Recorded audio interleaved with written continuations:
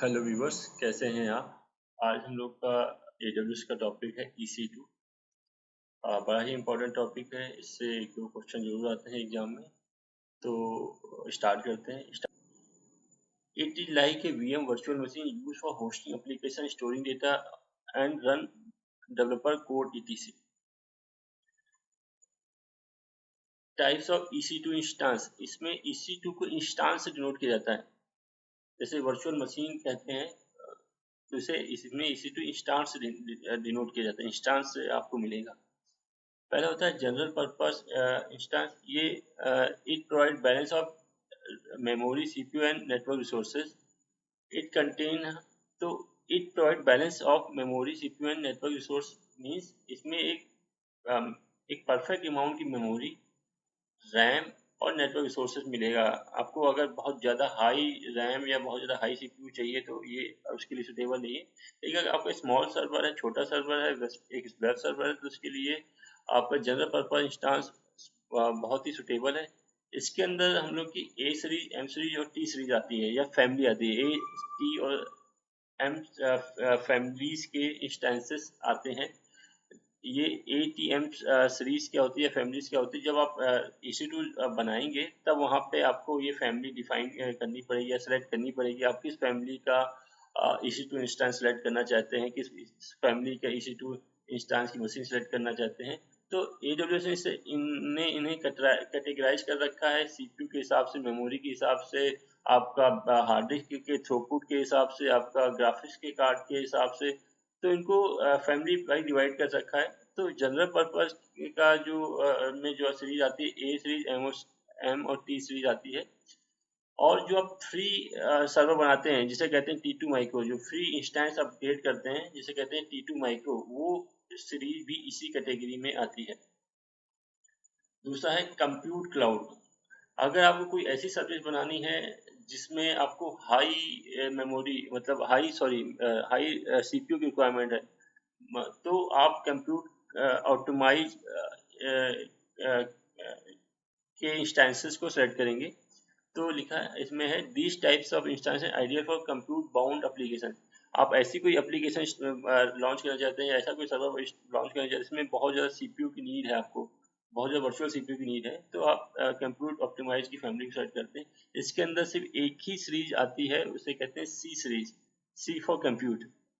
और it support up to 2 to 72, मतलब 72 CPU तक ये सपोर्ट करती है। ये सीरीज, ये फैमिली, C फैमिली। थर्ड इसमें आता है memory optimise.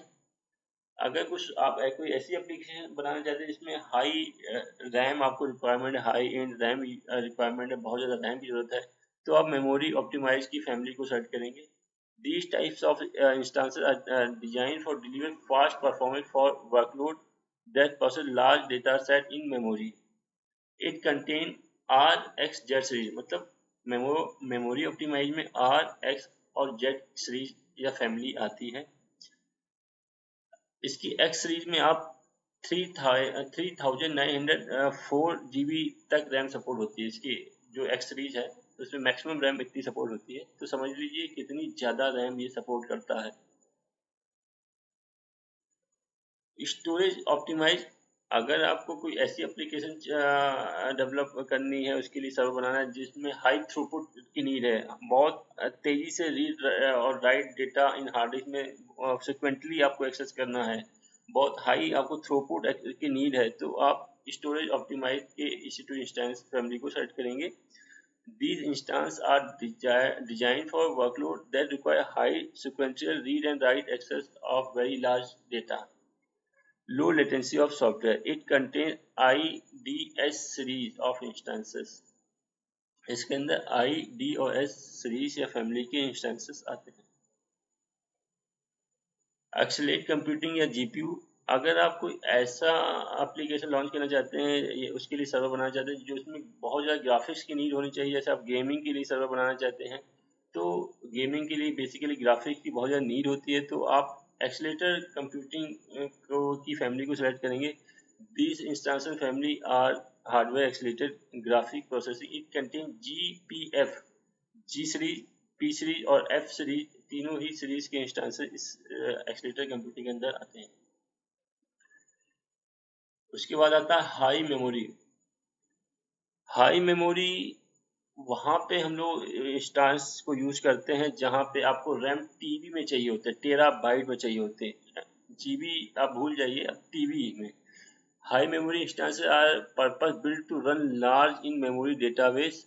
Example SAP HANA, जैसे आप सैफ आना जैसी एप्लीकेशन को रन करना चाहते हैं सर्वर में, तो उस एप्लीकेशन में आपको रैम की नीड होती है 6 और 9 और 10 टीबी के, ये उसमें आती है, हाई मेमोरी कैटेगरी डिफाइन है।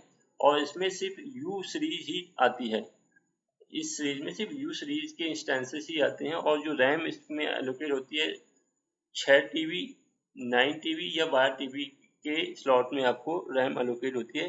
जो यू सीरीज के इंस्टेंस होते हैं, note high memory instance are bare metal instance. Bare metal instance उन्हें कहते हैं जिनमें हम ऑपरेटिंग सिस्टम को सीधे के सीधे हम लोग हार्डवेयर में डिप्लॉय कर देते हैं। जैसे आपका लैपटॉप हो गया, इस लैपटॉप में आपका हार्डवेयर, उसके अंदर आपका ओएस डिप्लॉय है, तो ये बेयर मेटल कह सकते हैं। ऐसे ही जिन सर्वर के ऊपर डायरेक्टली ओएस डिप्लॉय कर दी जाती है उन्हें बेयर मेटल डिप्लॉय कहते हैं। वैसे अमेजॉन क्या करता है, सर्वर में पहले वर्चुअलाइजेशन करता है और उस वर्चुअलाइजेशन के थ्रू वो अपने रिसोर्सेज को वर्चुअलाइज कर देता है, रैम को, सीपीयू को, मेमोरी को, नेटवर्क को, और उनके बाद वो वर्चुअल मशीन बनाता है जो हम लोग एक्सेस करते हैं। लेकिन हाई मेमोरी के जो इंस्टांसेस होते हैं वो उनके अंदर यू सीरीज आती है और वो सारे बेयर मेटल इंस्टांस होते हैं। तो बेयर मेटल इंस्टांस आपको समझ में आ गया होगा। ऐसे इंस्टांस होते हैं जो डायरेक्टली हार्डवेयर पे इंस्टॉल कर दिए जाते हैं, ऐसे इंस्टांस जिन पे ओएस डायरेक्टली हार्डवेयर पे इंस्टॉल कर दी जाती है। इनमें वर्चुअलाइजेशन या हाइपर वी का यूज नहीं करते हैं, वो बेयर मेटल इंस्टांस कहलाते हैं। तो high memory instance are bare metal instance and do not run on hypervisor, it only available under dedicated host purchasing category for 3 year terms. तो इनको कहते हैं, जब हम इनको अभी हम इसके बाद जो मेरा नेक्स्ट लेक्चर होगा परचेजिंग पे होगा कि कैसे इनको परचेज करते हैं, तो उसमें हम बताएंगे कि इस तरह के होस्ट को अगर हम लोग खरीदना होता है तो डेडिकेटेड होस्ट खरीदने पड़ते हैं। डेडिकेटेड मतलब अमेजोन से को रिकमेंड करना पड़ता है, बताना पड़ता है कि ये जो होस्ट है, ये सर्वर से है, ये सिर्फ मेरी ऑर्गेनाइजेशन के लिए डेडिकेटेड कर दो, इस सर्वर में किसी और ऑर्गेनाइजेशन का सर्वर ना बने वर्चुअलाइजेशन के थ्रू। तो इसमें एक ड्रॉबैक भी है कि इसको लेने के लिए आपको मिनिमम 3 ईयर का टर्म्स एंड कंडीशन फॉलो करनी पड़ती है कि आप तीन साल तक AWS के साथ एसोसिएट करोगे, तभी आपको ये यू सीरीज आपको असाइन होगी। अब AWS is to provide scale up or scale down feature and it is region specific service. मतलब AWS जो होती है इसको हम स्केल अप, जैसे मैं बताया, इलास्टिक मीन्स ऐसे इसमें हम हार्ड डिस्क बढ़ा सकते हैं एनी टाइम, आपको CPS की मैट्रिक्स को इंक्रीज कर सकते हैं, थ्रूपुट बढ़ा सकते हैं, जो भी आप चीज़ कर सकते हैं अपने हिसाब से कम ज़्यादा कर सकते हैं इसके रिसोर्सेज या फीचर इसके मैट्रिक्स को। प्लस ये रीजन स्पेसिफिक होती है। मैंने आपको पहले भी एक वीडियो शेयर किया जिसमें बताया कि रीजन स्पेसिफिक का मतलब क्या होता है कि अगर आपने EC2 इंस्टेंस मुंबई रीजन बनाया तो वो इंस्टेंस आपको मुंबई रीजन में ही दिखेगा, आपको किसी अदर रीजन में इंस्टेंस नहीं दिखेगा। You can launch EC2 instance as many as you need. आप जितने चाहें उतने, जितनी आपको जरूरत है उतने EC2 इंस्टेंस आप जनरेट कर सकते हैं, बना सकते हैं। Pre configure template available known as AMI Amazon Machine Images। Amazon ने पहले से ही प्री कॉन्फ़िगर इमेजेस तैयार कर रखे हैं, जैसे लिनक्स आपको इंस्टॉल करना है या माइक्रोसॉफ्ट सर्वर 2012 करना है, 2016 करना है, माइक्रोसॉफ्ट सर्वर 2019 करना है, या फेडोरा करना है, या Ubuntu करना है, तो उनकी पहले से इमेज बनी हुई हैं। आप उन इमेज को कहा जाता है AMI Amazon Machine Images। अब आप मात्र 2 या 3 मिनट के अंदर पूरा सर्वर रेडी कर सकते हैं, उसमें सर्वर पूरा रेडी हो जाएगा OS इंस्टॉल के साथ। तो इतना फास्ट सर्विस आपको अमेजोन देता है जो पहले पॉसिबल नहीं था, या हाइपर-वी या VMware में ये पॉसिबल नहीं है।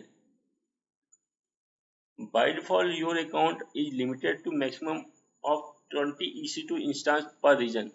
बाय डिफॉल्ट आप एक रीजन में 20 EC2 इंस्टेंस बना सकते हैं, बट अगर आपको और ज़्यादा नीड है तो आप AWS के सपोर्ट टीम को रिक्वेस्ट करके इस लिमिट को एक्सीड करा सकते हैं।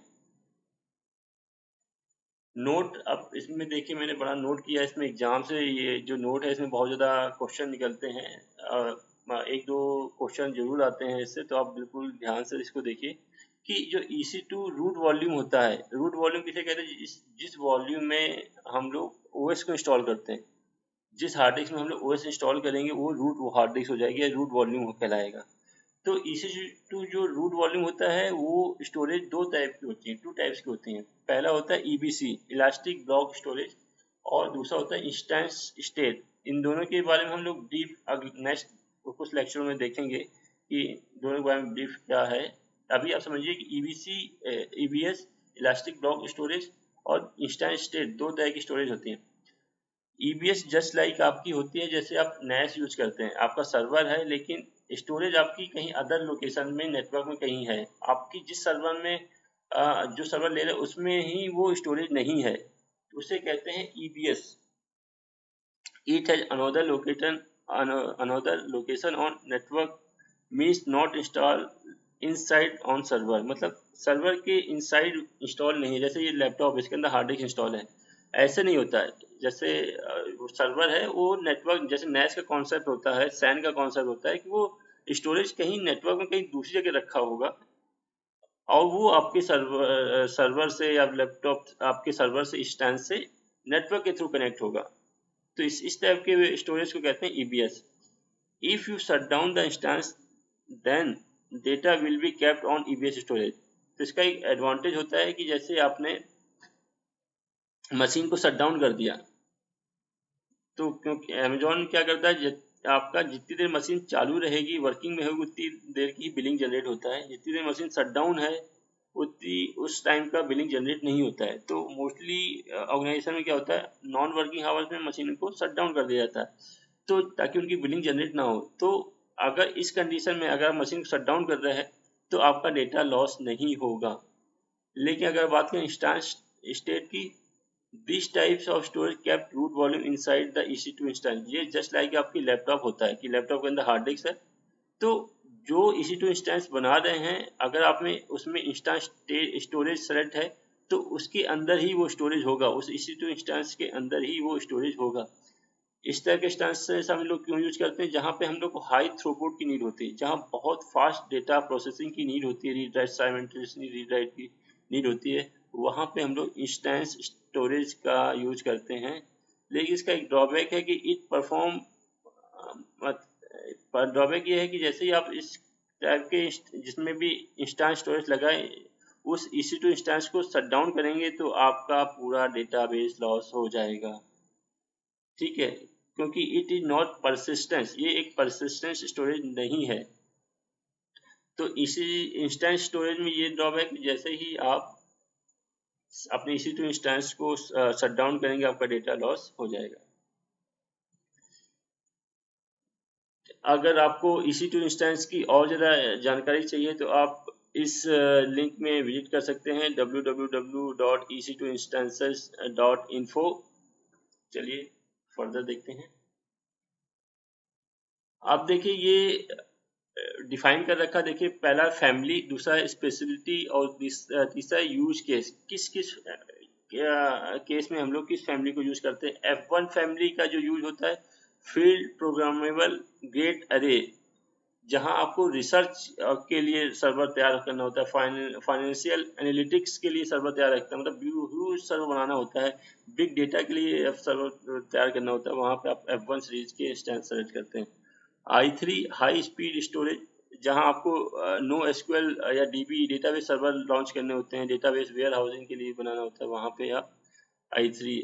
G3 ग्राफिक, जहां पे आपको बहुत ज़्यादा graphics, video encoding, 3D application की जरूरत होती है, वहां पे G3 इंस्टांसेस फैमिली की इंस्टांसेस को यूज करते हैं। H1 हाई डिस्क थ्रूपुट, जहां पे आपको बहुत तेज डिस्क की थ्रूपुट की नीड होती है, बहुत हाई डिस्क थ्रूपुट की नीड होती है, वहां पे हम लोग H1 सीरीज को यूज करते हैं। T3 low cost general purpose, जो मैंने बताया कि फ्री अकाउंट होता है T3 माइक्रो, जहाँ पे बहुत कम अमाउंट लगता है और बहुत मिनिमम इसमें होता है रैम और CPU। तो basically web server small database के लिए यूज करते हैं। D2 dense storage, basically storage के लिए होता है जहाँ पे आप हडूप टाइप के स्टोरेज यूज कर रहे हैं या डेटा वेयर हाउसिंग टाइप के स्टोरेज यूज कर रहे हैं। R5 मेमोरी ऑप्टिमाइज, मेमोरी के लिए बेसिकली जहाँ आपको हाई मेमोरी की नीड है, जहाँ ऐसा डेटाबेस यूज करें जहाँ आपको हाई मेमोरी नीड है। G5 जनरल पर्पस का ही है, एप्लीकेशन सर्वर बनाना चाहते हैं, थोड़ा सा मिड रेंज का एप्लीकेशन बनाना चाहते हैं तो आप यूज करेंगे।